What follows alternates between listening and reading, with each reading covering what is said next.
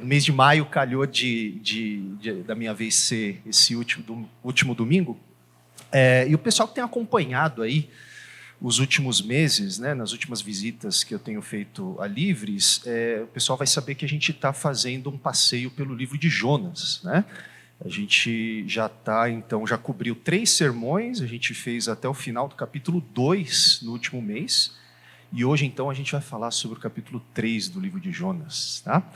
Então, nesse sentido, eu queria convidar vocês a abrirem suas Bíblias ou conectar aí o aplicativo, não sei o que você está usando, e a gente vai ler o capítulo 3 inteiro do livro de Jonas, e a gente vai ler até o verso 1 do capítulo 4.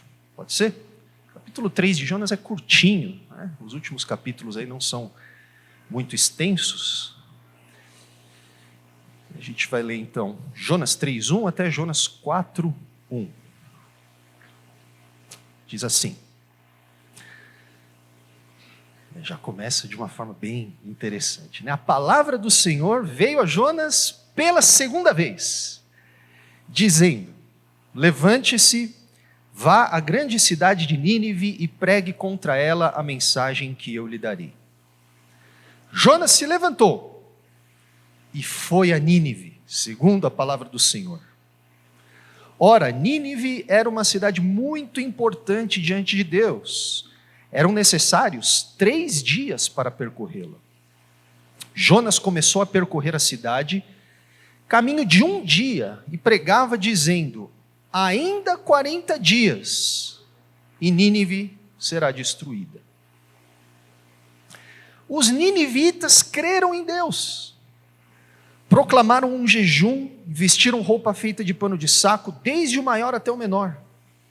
Quando esta notícia chegou ao rei de Nínive, ele se levantou do seu trono, tirou os trajes reais, cobriu-se de pano de saco e sentou-se sobre cinzas.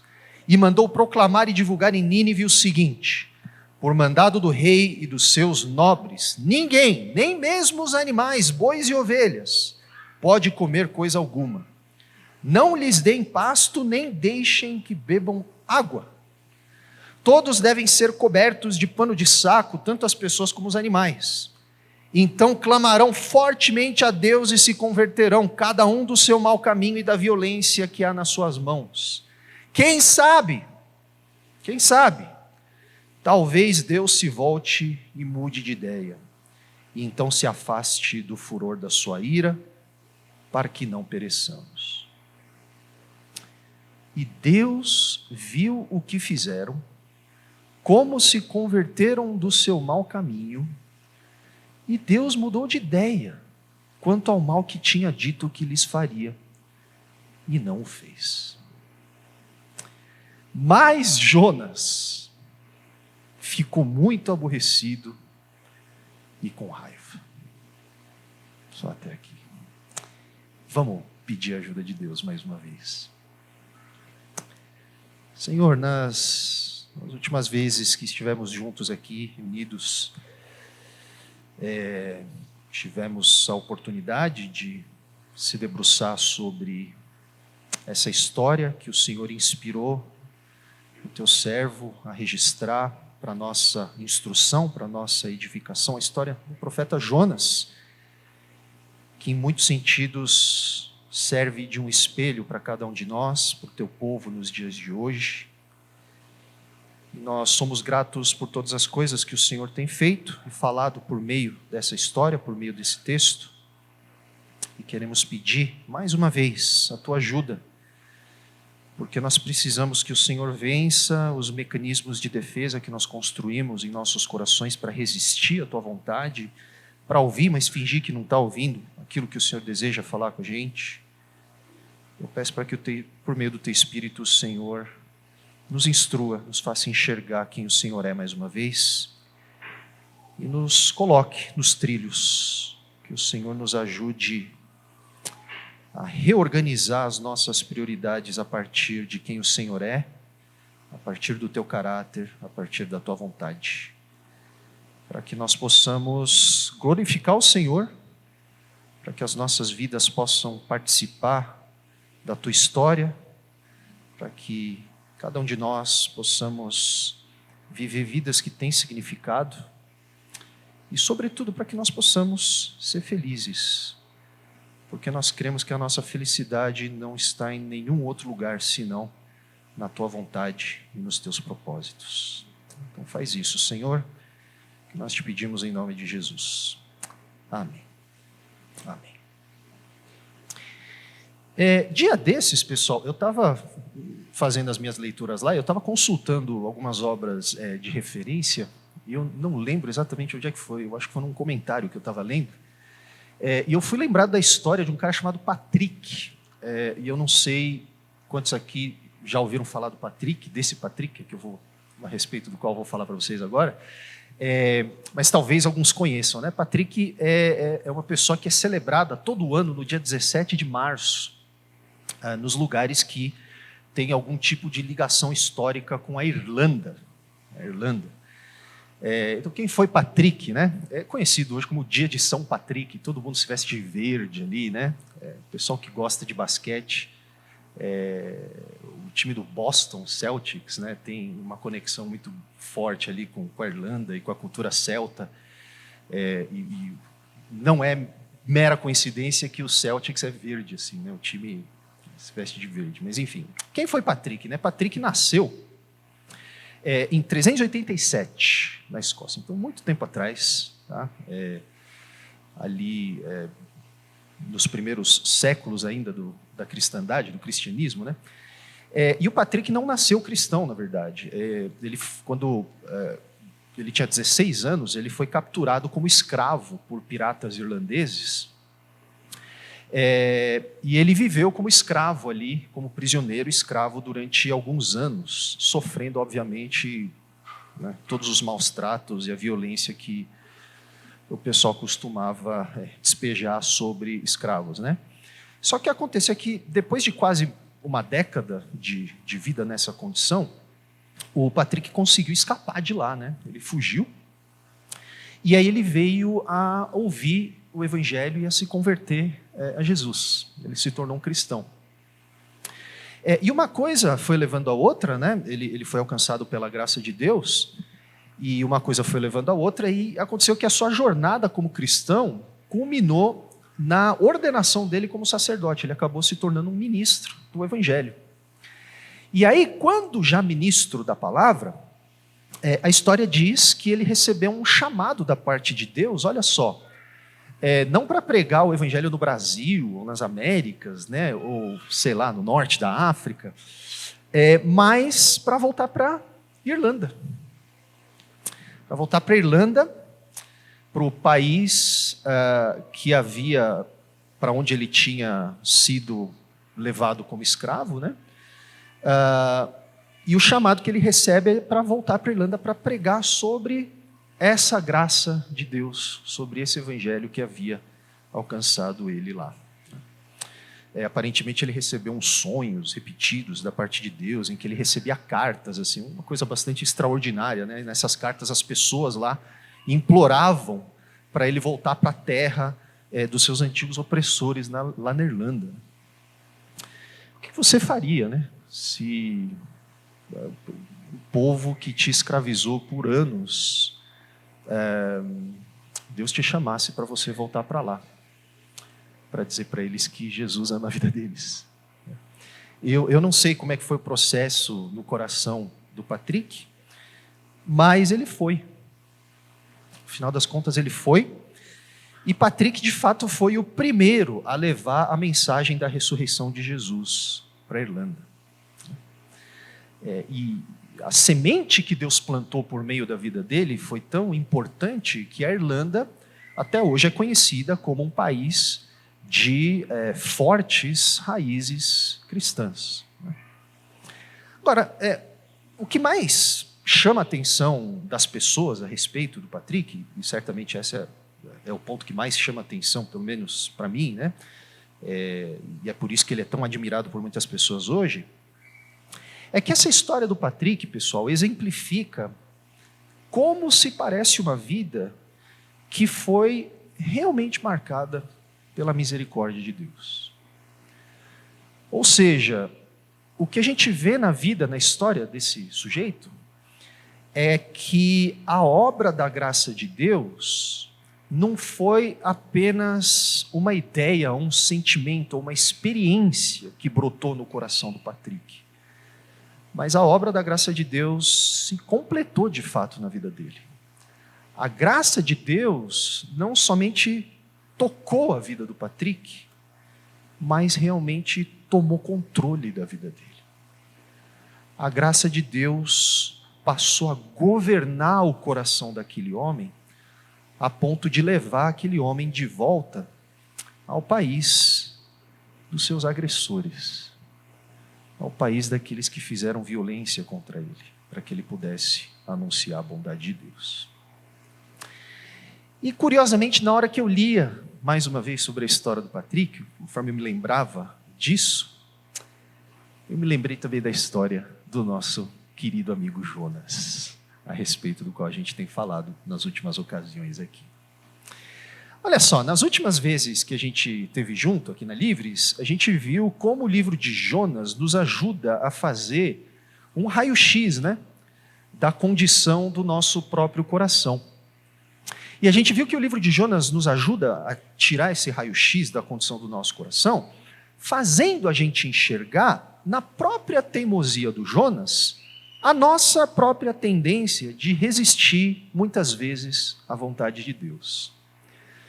Jonas, conforme a gente viu, o único personagem da história a conhecer Yahweh, que é o Deus de todo o universo, o Deus que se revela de forma especial e particular ao povo de Israel, esse Jonas, nesse livro, é também a única pessoa na história a insistir em desobedecer à vontade do Deus que ele diz adorar. Então a gente viu que tudo na história de Jonas obedece a Deus. A tempestade, o barco, o capitão, os navegantes, até o peixe obedece a Jonas. Todo mundo obedece a Deus, desculpa, não a Jonas, né? A Deus. Deus fala, ninguém hesita. Todo mundo faz o que Deus manda. Mas o Jonas, gente, o Jonas é difícil, né? A gente viu que igual ao Jonas, só tem duas pessoas no mundo, né? Eu e você. Jonas é um cara difícil. E mais especificamente no mês passado, na última vez que a gente esteve aqui falando sobre essa história, a gente viu que a primeira parte do livro de Jonas acaba por desembocar na única realidade compatível ao caráter, à desobediência, à obstinação desse Jonas. E que realidade é essa, onde toda a desobediência de Jonas desemboca de forma merecida? É na morte.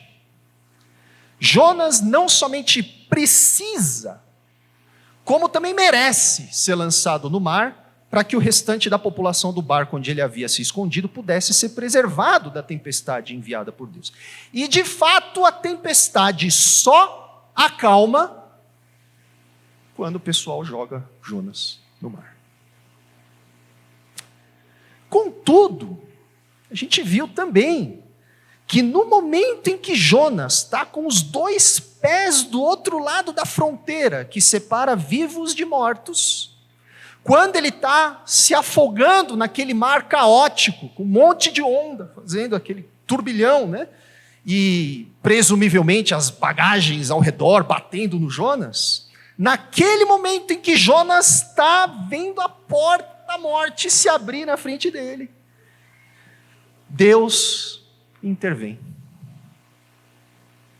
Sem Jonas ter pedido, sem Jonas ter suplicado, sem Jonas ter orado, Deus entra na história unicamente por sua iniciativa, sem mérito algum da parte do Jonas, para livrar Jonas do destino que ele merecia.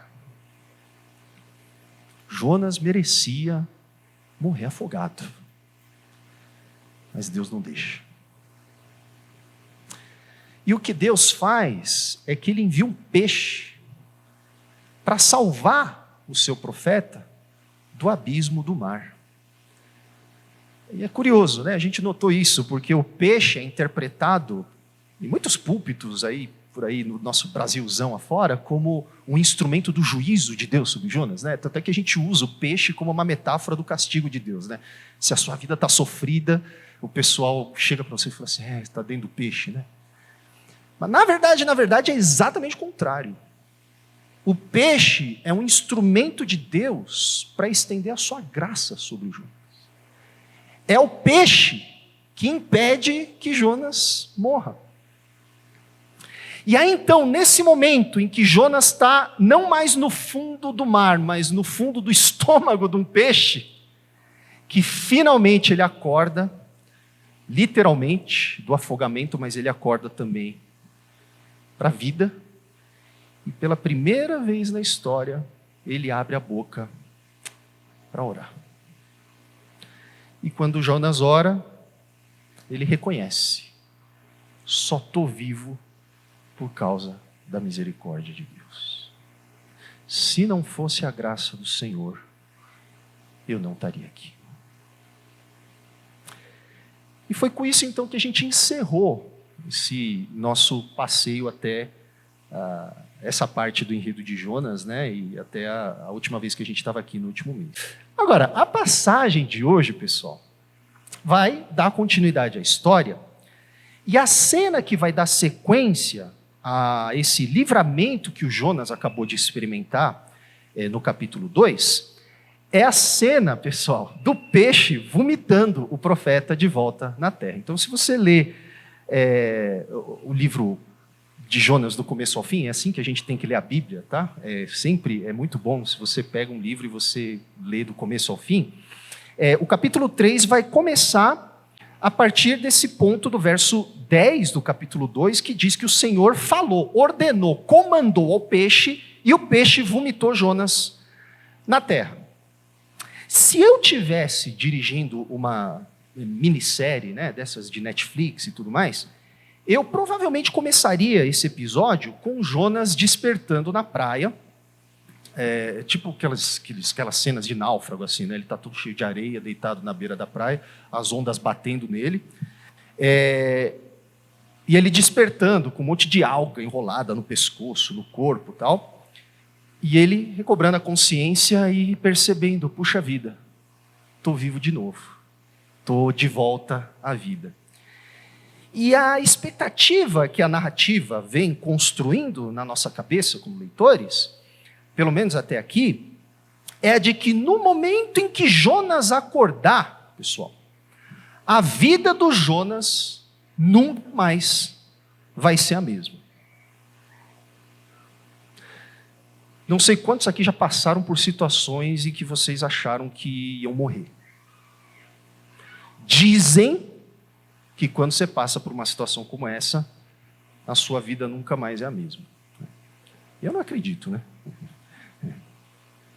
Já ouvi muita gente falando isso, e a vida depois de umas 3 semanas e meia volta tudo que era antes, né?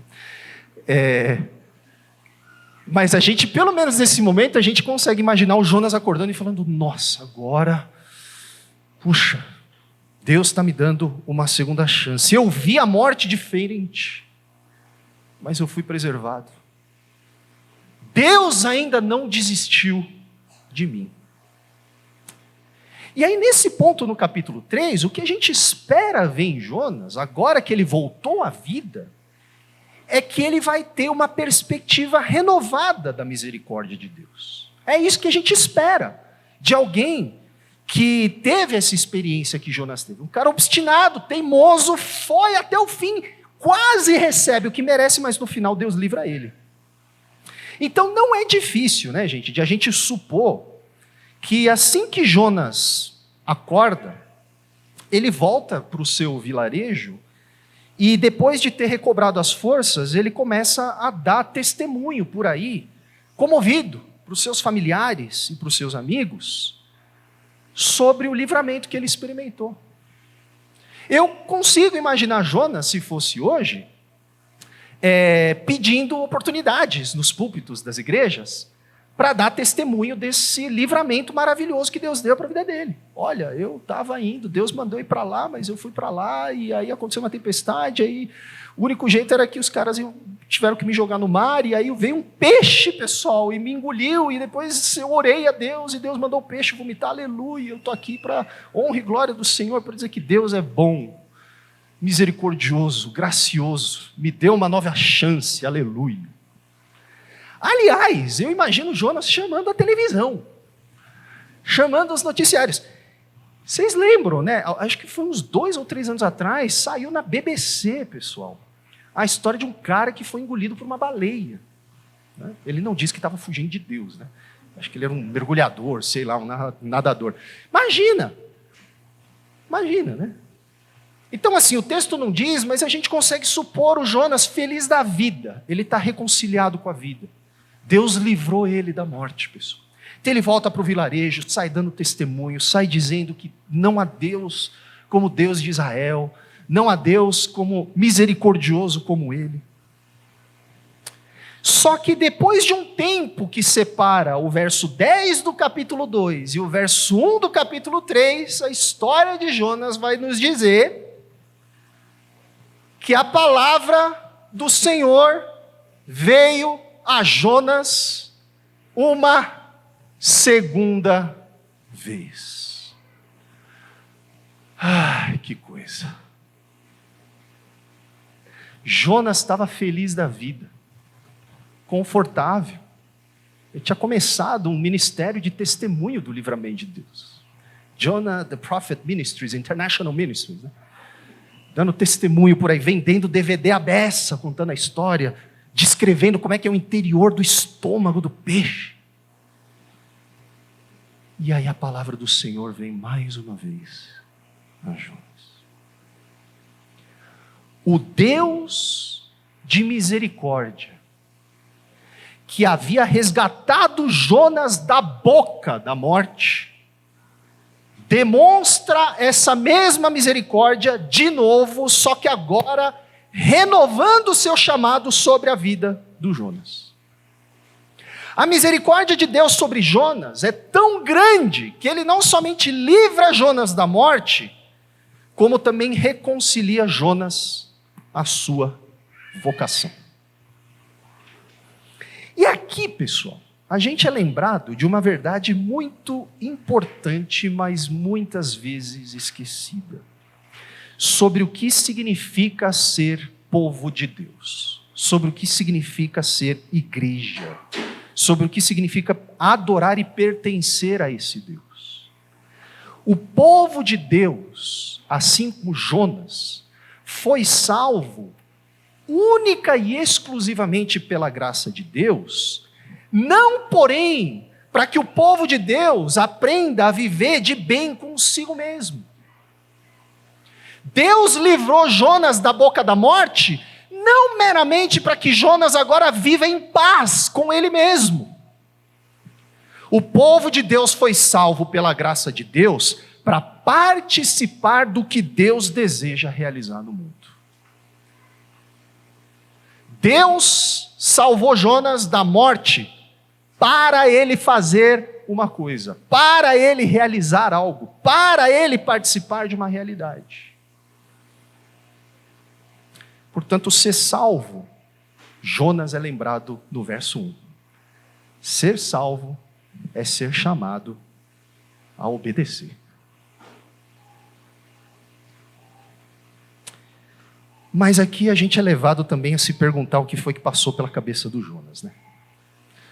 Jonas está lá feliz da vida, gente, assistindo Netflix, sexta-noite, né? Shabat, está lá, está em paz com Deus, está em paz com Ele mesmo, nunca mais vai precisar pensar naquele peixe.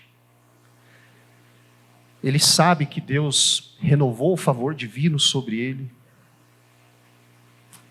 Aí do nada, mas quando ele menos espera, quando ele abre, sei lá, o rolo de Deuteronômio para fazer sua devocional matinal, ele ouve a palavra do Senhor vindo uma segunda vez. que será que Jonas sentiu, né? Eu consigo imaginar o Jonas tendo uns flashbacks daquela viagem que ele fez no barco. Eu consigo ele imaginando, se lembrando do cheiro de dentro do peixe. Peixe é cheiroso por fora, né? Imagina por dentro, gente. O que dá para saber é que a essa altura, Jonas já entendeu que fugir da presença de Deus não é uma boa ideia. Ele entendeu isso. Ele sabe. Ele entendeu que endurecer o coração diante de Deus resulta em caos, resulta em tempestade, resulta em afogamento. Jonas aprendeu a lição e ele não vai arriscar fugir de Deus mais uma vez. Com essa nova visitação da palavra de Deus, Jonas se lembra de que quando Deus nos livra da morte, Ele assim o faz para que nós possamos viver à luz do seu caráter sob o seu senhorio. Então, naquele momento em que Jonas recebe a palavra de Deus pela segunda vez, Jonas é lembrado de que o mesmo Deus que havia o trazido de volta do ventre do mar caótico, ainda desejava ver a sua palavra sendo pregada em Nínive. E o que é mais potente nesse primeiro verso, esse começo do capítulo 3 de Jonas, é que quando a palavra do Senhor vem a Jonas, a palavra do Senhor vem a Jonas pela segunda vez, não para dizer, Jonas, tá tudo certo, cara, fica aí, é isso aí, tá muito bem, desfrute da vida, porque eu vim trazer paz e vida abundante. O seu cálice transborda. Quando a palavra do Senhor vem pela segunda vez a Jonas, ela vem para dizer exatamente o que o Senhor disse na primeira vez. Jonas, lembra dos ninivitas? Então, rapaz, você não foi ainda. Está atrasado. Vá à grande cidade de Nínive e pregue contra ela a mensagem que eu lhe darei. Verso 2. E aí, pessoal, pela primeira vez na história, se você está lendo a história de Jonas, você já está até angustiado, porque esse cara, ele não obedece a Deus para nada. Mas pela primeira vez na história, no verso 3 do capítulo 3, para nossa satisfação, gente, o texto diz que Jonas se levantou da mesma forma como ele se levantou na primeira vez que a palavra veio a ele. E em vez de ir para Jope, Jonas, pessoal, aleluia, finalmente vai para Nínive. Jonas se levantou e foi a Nínive. Agora, é bem relevante, não sei se você já reparou nisso, se você já leu o livro de Jonas, você tem que ter reparado isso. Mas a descrição que o livro de Jonas nos oferece em seguida, acerca do que Jonas de fato realiza em Nínive, é mínima. Esse tempo todo na história de Jonas, a gente está vendo o transtorno que o Jonas causou para muita gente em vários lugares. E aí quando Jonas finalmente obedece a Deus, o texto ocupa 2 versos para falar do que Jonas fez em Nínive. Isso é muito esquisito à primeira vista. Porque a história toda está desse jeito porque Deus quer que ele vá para Nínive e ele não vai. Quando ele finalmente vai, a Bíblia diz, gasta 2 versos para descrever o que acontece em Nínive. Você já parou para perceber isso? É mínimo o que a gente recebe de descrição. Então, o restante do verso 3 nos dá algumas informações sobre a cidade de Nínive, né? A capital do Império da Síria, era importante e grande. O texto vai dizer que era muito importante diante de Deus. E o texto simplesmente vai dizer que era necessário 3 dias para Nínive ser percorrida. Só que a única coisa que nos é relatada sobre o que Jonas de fato faz é o quê? Abre aspas. Jonas entrou na cidade e a percorreu, pessoal, por um dia, proclamando: em 40 dias, Nínive será destruída. Quer dizer, uma cidade que demorava 3 dias para ser percorrida, Jonas precisa de 1. E a única coisa que o texto nos dá, em termos de resumo do que Jonas prega em Nínive é: galera, em 40 dias, esse bagulho aqui vai pro brejo. Falou, valeu. Em nome de Jesus, tchau. Vai embora. Acabou. Já pensou, eu chego aqui, o pastor Juliano chega aqui um dia: irmãos, vamos abrir as nossas Bíblias. Né? Amém. Em 2 semanas, a Livres vai fechar. Vamos orar. É isso. E se a gente pega essa descrição e comparar com o restante do capítulo, com o que segue no capítulo 3, fica muito clara a desproporção na ênfase que a narrativa dá ao que Jonas fez quando ele finalmente obedeceu a Deus.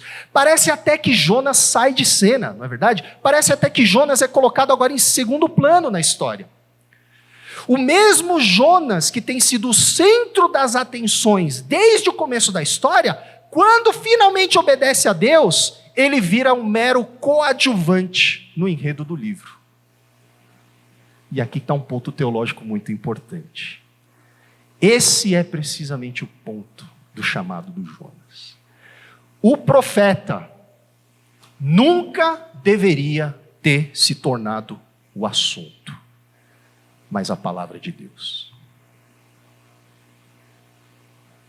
Quando o profeta se torna o assunto, quando o pregador se torna o assunto, quando o mensageiro se torna o centro das atenções, quando os holofotes apontam para quem está aqui na frente, normalmente é porque o profeta, o pregador, o pastor, o líder, o celebridade se tornou parte não da solução, mas do problema.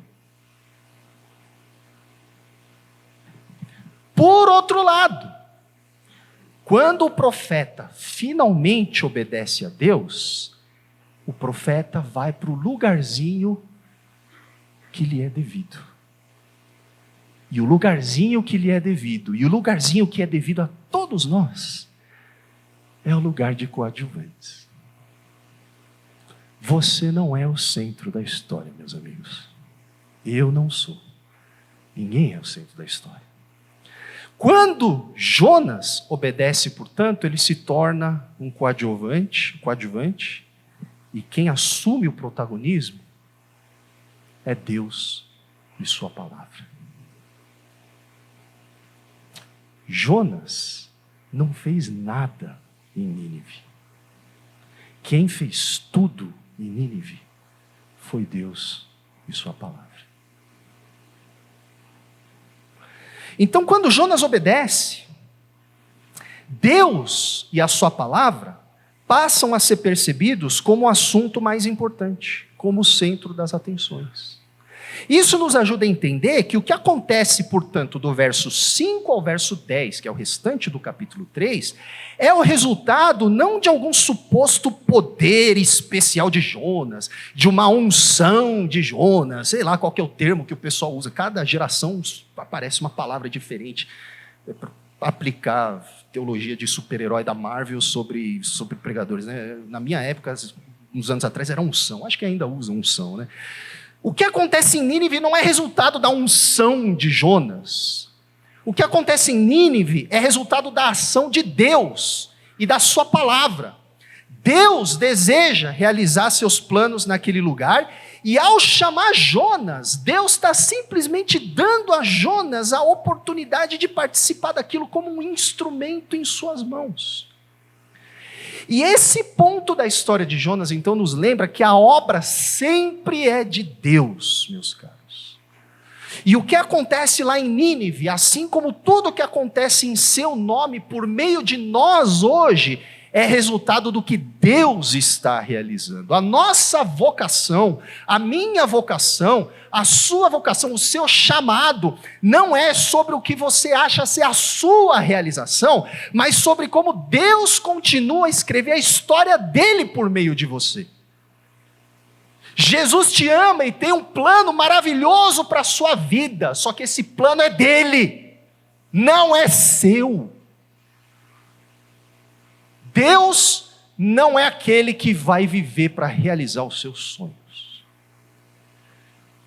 Deus é aquele que te chama para que você tenha o privilégio de perceber, de testemunhar e de participar da realização dos propósitos dele.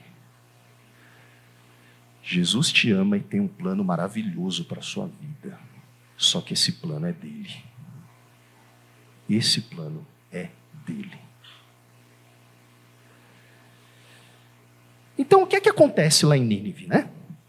Quando Deus e a sua palavra finalmente assumem o protagonismo. Quando o profeta Jonas finalmente vai para o lugarzinho dele, que é de onde ele nunca devia ter saído, como um coadjuvante. O que acontece?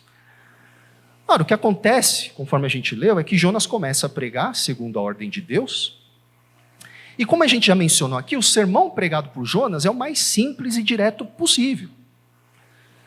Ao nos dar um sumário da pregação do Jonas, a narrativa nem se preocupa, pessoal, em nos informar sobre a introdução que o Jonas usou. Né? Será que ele usou a ilustração do Patrick da Irlanda?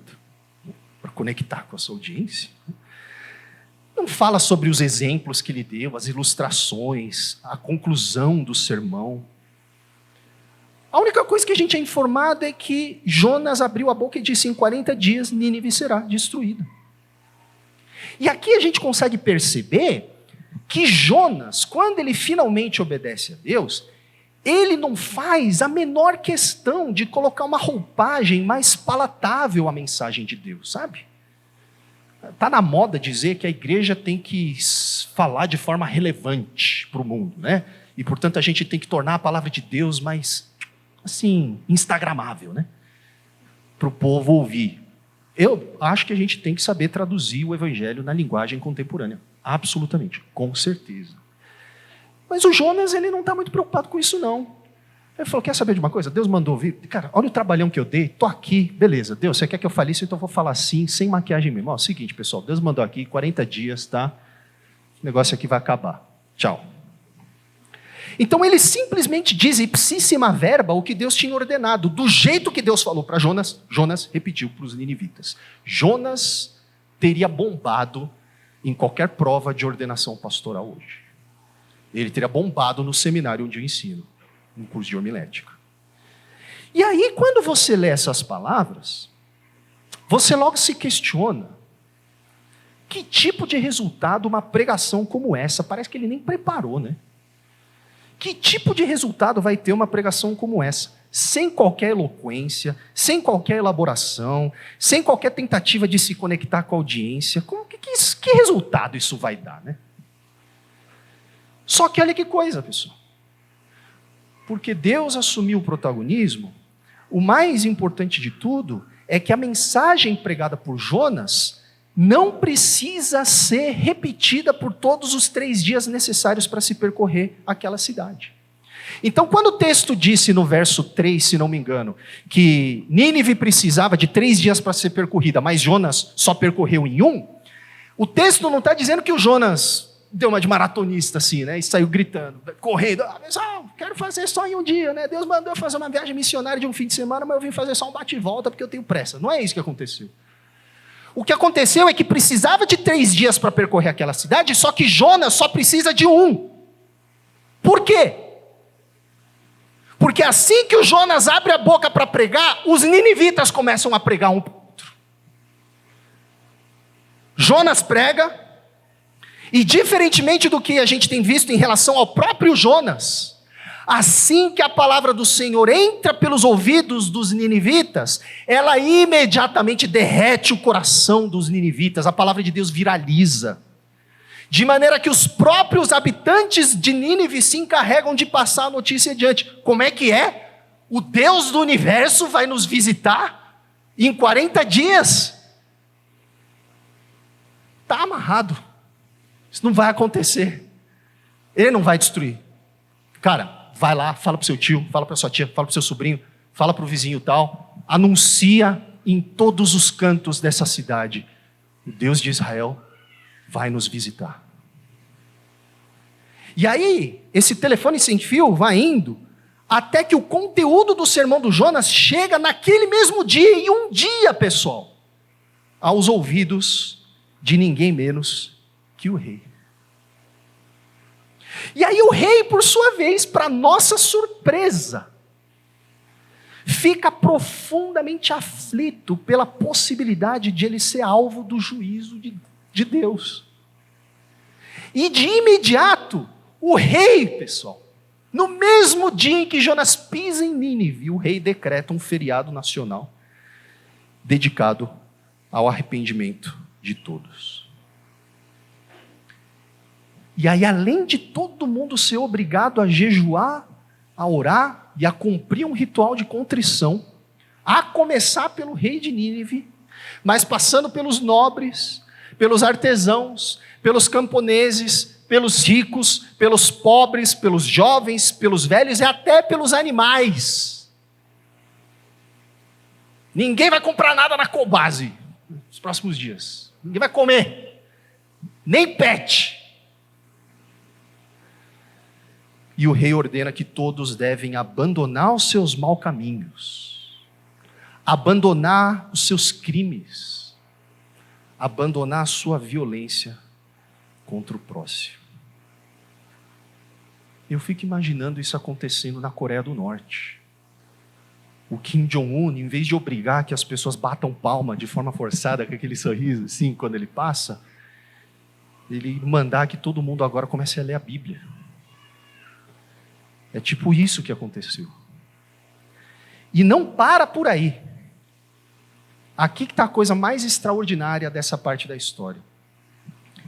A motivação por trás dessa resposta do rei é a conclusão, pessoal, muito bem ponderada, de que se Deus se deu ao trabalho de mandar Jonas para Nínive, e se Deus disse que tem um prazo de 40 dias, olha que rei inteligente, olha que rei sábio, olha que rei diferente de como Jonas pensa, olha que rei com essa percepção do caráter de Deus. Ele pensa, se Deus está dando 40 dias, talvez, é porque esse Deus não quer, no fundo, matar a gente. Se ele deu esse prazo, é porque talvez, no fundo, ele quer preservar a gente. Ele quer salvar a gente. Se tão somente a gente responder da maneira como ele deseja. E é isso que o rei afirma. Talvez Deus se arrependa e abandone a sua ira e não sejamos destruídos, no verso 9. Olha que coisa, gente. Em outras palavras, é na esperança de que Deus se mostre compassivo e misericordioso que os ninivitas respondem daquele jeito. Eles respondem daquele jeito porque eles ouviram falar que esse Deus é rico em graça e misericórdia. E o que de fato acontece lá em Nínive, pessoal, é que em resposta à mensagem de Jonas, os ninivitas se convertem sem a menor hesitação.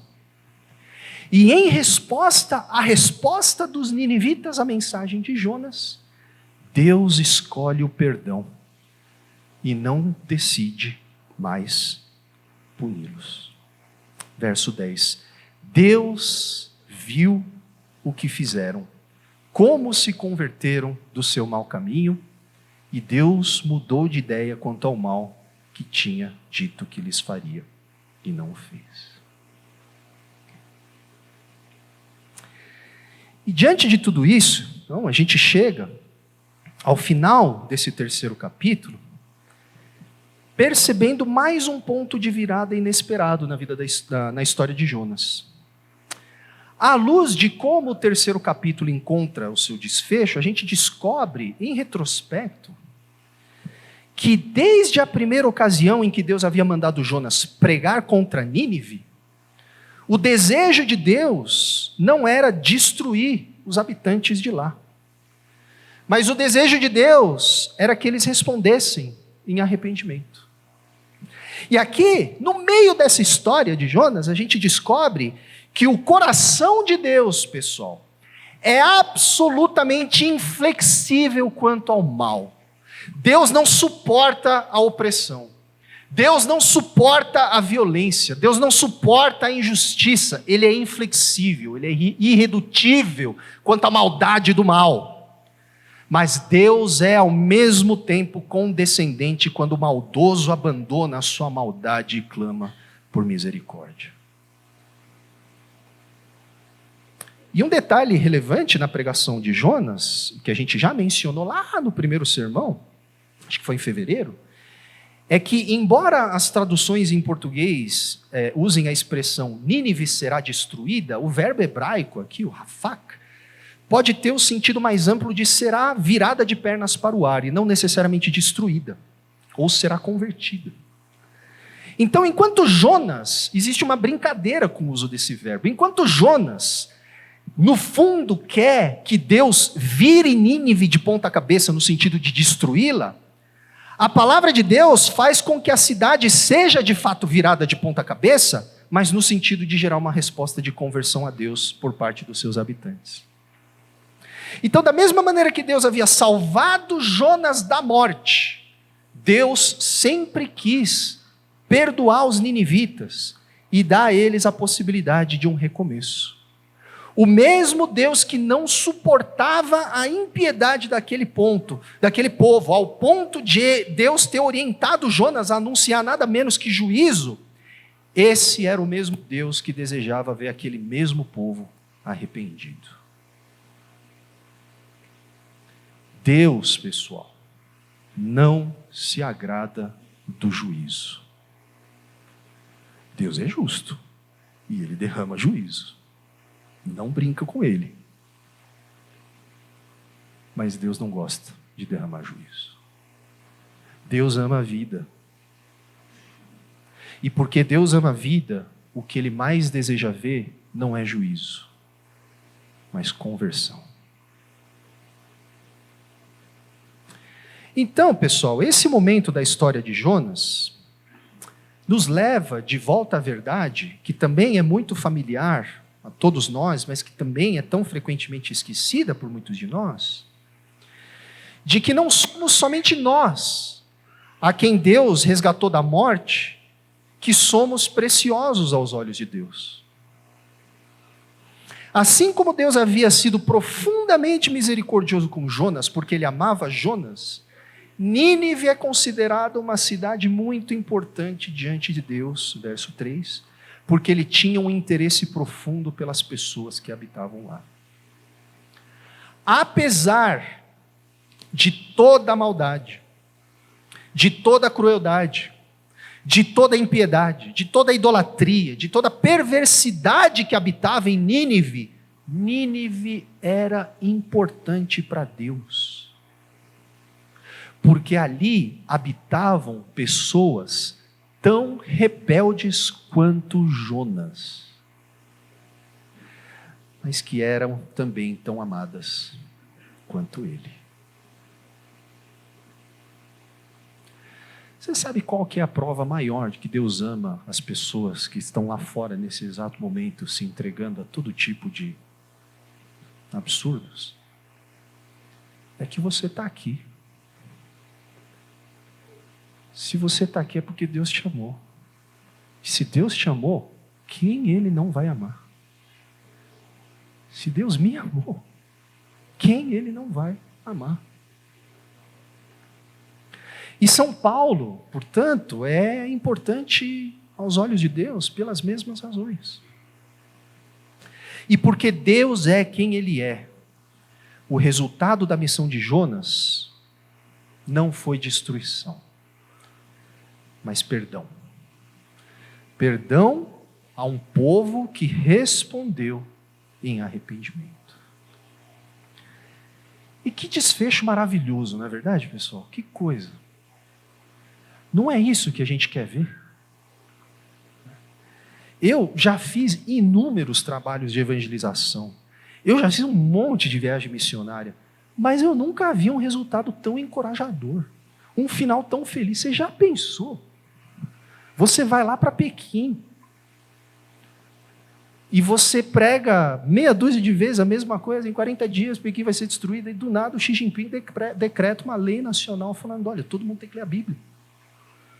Certeza que você ia voltar passando slide, foto e dando testemunho. E falando, né, fulano de tal International Ministries também, né? E de fato, gente, se a história tivesse terminado aqui, Jonas seria lembrado como o pregador, como o avivalista mais bem-sucedido de toda a história. Ninguém nunca fez isso. Ninguém nunca pregou em um dia na capital de um império, do maior império da sua época, e viu em um dia todo mundo, até jumento, jejuar. Imaginem, com 5 palavras. E nós não estamos falando de um vilarejo pacato, não, nós estamos falando de Nínive, a São Paulo, a Nova York, a Seul da época. Se a gente comparar a missão de Jonas com o desfecho do ministério de qualquer outro profeta da Bíblia, fala qualquer um, Elias, Eliseu, Isaías, Jeremias, Ezequiel, qualquer um. Vai ficar todo mundo no chinelo, vai ficar muito claro o contraste. E diga-se de passagem, na superfície Jonas parece ser ainda mais, entre aspas, bem-sucedido. Ele teve muito mais seguidores e curtidas na página dele do que o próprio Jesus. Jesus morreu executado como um criminoso e abandonado por todos os seus amigos. Jonas não. Se a história tivesse terminado aqui, Jonas seria convidado a vender curso na internet. Avivamento em apenas 5 palavras. Rasgando os céus em Nínive em apenas um dia. E a gente está rindo, mas eu vou abrir o jogo aqui para vocês. Eu tenho inveja do Jonas, porque eu sou pastor. Tem dia, rapaz, que é dureza. Eu queria que acontecesse no meu ministério o que aconteceu com o Jonas. Já pensou? Só que tem um grande problema. O grande problema é que a história de Jonas não termina no capítulo 3. O grande problema é que a história não termina aqui. E a história não termina aqui, sabe por quê? Porque tão logo Deus olha com compaixão para os ninivitas, quem volta a ser o centro das atenções, quem volta a ser o assunto? Jonas. O capítulo seguinte, o 4º e último capítulo do livro, começa dizendo que diante da conversão dos habitantes de Nínive, verso 1, Jonas ficou o quê? Muito aborrecido e com raiva. A gente vai falar mais sobre isso no mês que vem, mas no hebraico o texto está dizendo que Jonas achou aquilo perverso. Que coisa.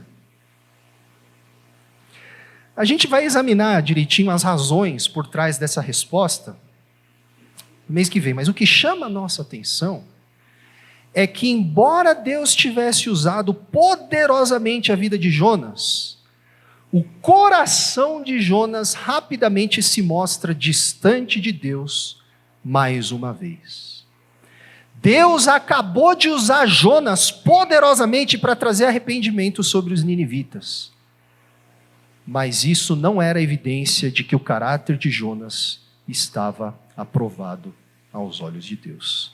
E aqui está uma última coisa que eu queria deixar com vocês nessa noite. ser usado por Deus não significa ser aprovado por Deus. Vocês estão assim, balançando, concordando, mas eu sei que no fundo, a gente inveja aquelas celebridades que são supostamente poderosamente usadas por Deus. Você não conhece essas pessoas. Não se iluda. Não se iluda. Eu estou falando isso com o microfone na mão, na frente aqui. Ser usado por Deus não significa que Deus aprova a sua vida. Então, o que a gente descobre, conforme a gente vai fazendo essa transição para o último capítulo do livro de Jonas, é que a história do Jonas não pode terminar aqui. Por quê?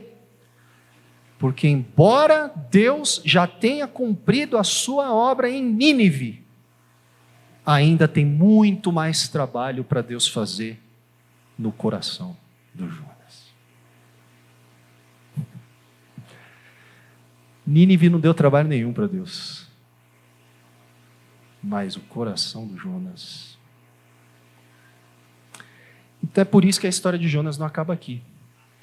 Porque Deus tem coisa a mais para fazer no coração dele. E aí eu jogo essa pergunta para você, né? Se você estivesse no lugar do Jonas, a história teria terminado aqui? Tá tudo certo.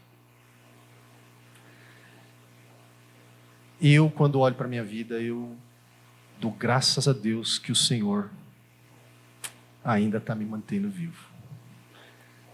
Porque eu sei que tem coisa que Ele precisa tratar na minha vida. Deus nos amou, pessoal, quando nós éramos iguais a Jonas. Deus nos amou quando nós éramos iguais aos ninivitas. Deus nos amou quando nós éramos pecadores, quando nós estávamos no fundo do oceano das nossas transgressões. Deus nos livrou da morte por meio da obra de Jesus, sem que tivéssemos feito qualquer coisa por merecer. Mas o capítulo 3 de Jonas nos lembra de que é vital que a gente entenda que a compaixão de Deus não é monopólio nosso. A compaixão de Deus não é propriedade exclusiva da igreja. Não é propriedade exclusiva sua. Deus nos ama, mas Deus também ama aqueles que para nós correspondem a Nínive de Jonas. E se essa realidade ainda não está sedimentada bem no fundo dos nossos corações, provavelmente isso significa que a obra maior que precisa ser feita não seja em São Paulo, mas em nosso próprio coração. Deus tem muita coisa que Ele quer fazer em São Paulo, mas Ele está olhando para o nosso coração. Então, que a graça de Deus se complete na minha vida e na sua vida. Que a graça de Deus não somente nos toque, mas que a graça de Deus tome controle da nossa vida. Que a graça de Deus reorganize todas as prioridades, todos os valores, toda a nossa maneira de perceber a realidade. E que o perdão de Deus não somente mexa com a gente, mas de fato governe o nosso coração. Vamos curvar nossa cabeça? Vamos orar?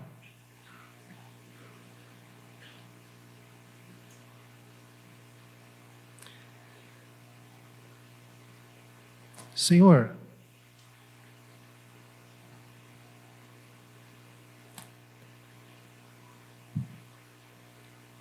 toma controle da nossa vida. Que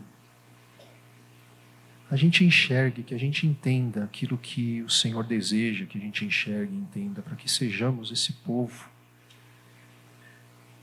que participa das coisas do Senhor e que de verdade reflete quem o Senhor é para aqueles que nos cercam.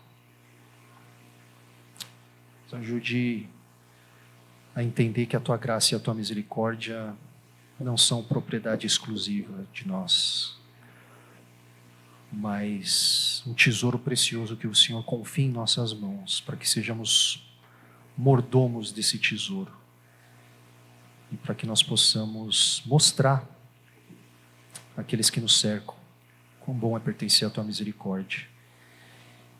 E que nós sejamos pessoas que, assim como o Senhor, ama a misericórdia, ama a conversão, inclusive daqueles que nós enxergamos como nossos inimigos. Faz tua obra em nós, Senhor, essa é a nossa oração. Faz a tua obra por meio de nós, sim, mas faz a tua obra em nós. Completa a obra da tua graça em nossos corações. Em nome de Jesus. Amém.